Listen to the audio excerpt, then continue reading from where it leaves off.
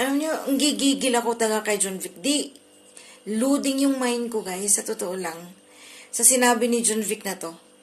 Kasi pinakikinggan ko di ko lang mapiplay kasi nga alas 5 pa ng umaga dito, ano. Maano pa yung mga tao. Tulog pa. Yung point ko dito is, yung administrasyon na to talaga, habang sinasabi nila na yung less ng patayan sa war on drugs at pinapakita nila na bloodless war on drugs.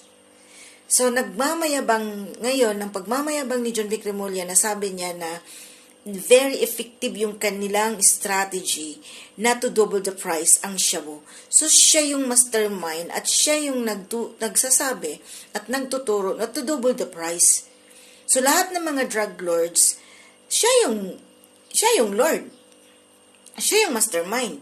Siya yung nagsabi sa mga drug lords na, sige, i-double the price nyo yung mga pagbibinta nyo ng drugs, ng shabu, para wala ng mga less fortunate na mga makakabili, yung mga nasa laylayan. Sa totoo lang, hindi ko yan ina-accept. Kasi once na yung tao ay nalulung sa droga, magkamatayan na, makabili lang ng drugs. Hanggat hindi mo yan ipaparehab. Yun yung point dyan. So, yung bloodless war on drugs ni Bongbong Marcos, hito yun. Hindi nakuha ni Abalos nun, hindi kinaya ni Abalos. Kaya, ngayon, ibinigay kay John Vic Remulla, yan ang ginagawa ni John Vic. Kasi dyan siya expert. So, now, John Vic Remulla, yung sinasabi ni Marbel na yung pagda-drugs, yung paggagamit ng shabu ay hindi sa pag-aadik-adik, kundi nagdadagdag ng oras. Yes, alam ko yan yung dangwa. Ano? Yung mga driver dyan sa dangwa, kaya nga nangabalintong yung mga sasakyan ng dahil nga sila'y high. So, yung mga nasa dangwa na mga drivers, conductor, inspector, ay bumibili ng shabu. Yes, I know. Kung sino yung mga nagtutulak na iba dyan, yun yung mga nagbibenta ng mga ganyan.